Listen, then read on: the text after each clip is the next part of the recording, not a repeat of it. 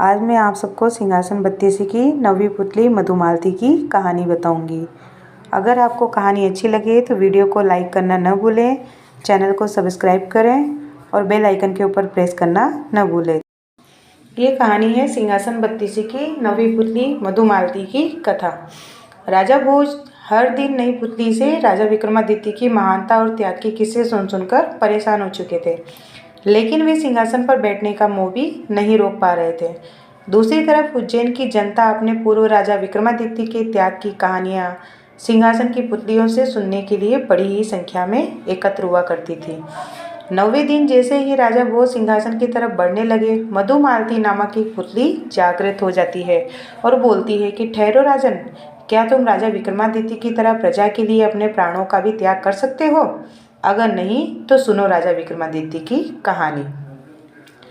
एक बार राजा विक्रमादित्य ने राज्य और प्रजा की सुख समृद्धि के लिए एक विशाल यज्ञ का आयोजन किया। कई दिनों तक यज्ञ चलता रहा। एक दिन राजा मंत्र पाठ कर रहे थे, तभी एक ऋषि वहां पर पधारे। राजा ने उन्हें देखा, पर यज्ञ छोड़कर उठना असंभव था। उन्होंने मन ही मन ऋषि का अभिवादन किया और उन्हें प्रणाम किया। ऋषि ने भी राजा का अभिप्राय समझकर उन्हें आशीर्वाद दिया।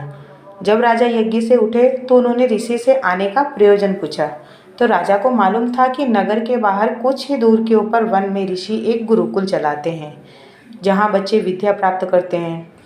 ऋषि ने जवाब दिया कि यज्ञ के इस पुनीत अवसर पर वे राजा को कोई भी असुविधा नहीं देते अगर 8 से 12 साल तक के 6 बच्चों के जीवन का प्रश्न नहीं होता।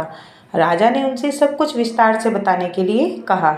इस पर ऋषि ने बताया कि कुछ बच्चे आश्रम के लिए सूखी लकड़ियां बीनने के लिए वन में इधर उधर घूम रहे थे। तभी 2 राक्षस आए और उन्हें पकड़कर ऊंची पहाड़ी के ऊपर ले गए। ऋषि को जब वे उपस्थित नहीं मिले तो उनकी तलाश में वे वन में बेचैनी से भटकने लगे। तभी पहाड़ी के ऊपर से गर्जना जैसी आवाज़ सुनाई पड़ी, जो निश्चित ही उनमें से एक राक्षस की आ रही थी। राक्षस ने कहा कि उन बच्चों की जान के बदले उन्हें एक पुरुष की आवश्यकता है, जिसकी वे माँ काली के सामने बलि देंगे।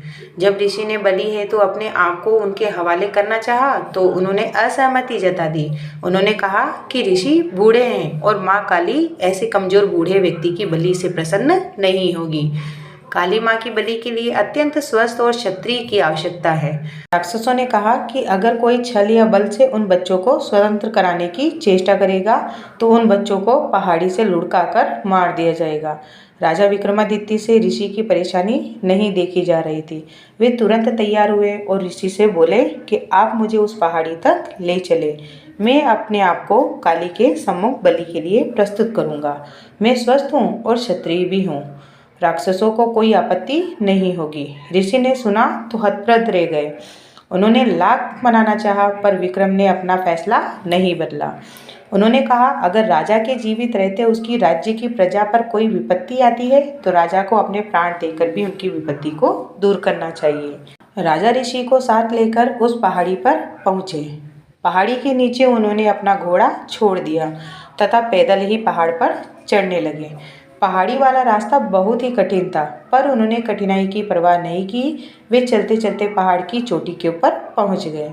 उनके पहुंचते ही राक्षस बोला कि उन्हें बच्चों की रिहाई की शर्त मालूम है या नहीं। राजा ने कहा कि वे सब कुछ जानने के बाद ही यहाँ आए हैं।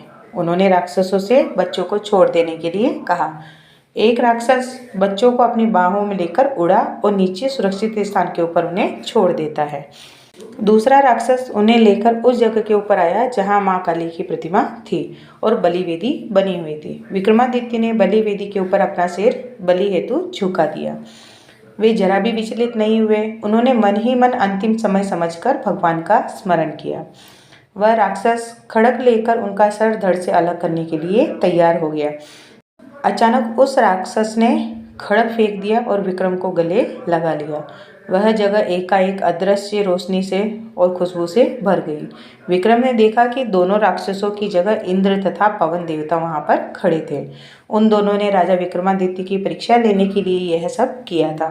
वे देखना चाहते थे कि विक्रम सिर्फ सांसारिक चीजों का दान करते हैं या फिर अपने प्राणों का भी दान कर देते हैं। उन्होंने राजा से कहा कि उन्हें यज्ञ करता देख उनके मन में इस परीक्षा का भाव जन्मा था। उन्होंने विक्रम को यशस्वी होने का आशीर्वाद दिया और कहा कि उनकी कीर्ति सदियों तक चारों ओर फैलेगी। इतना कहकर मधुमालती चुप हो गई। अगले दिन राजा भोज का रास्ता रोका पुतली प्रभावती ने।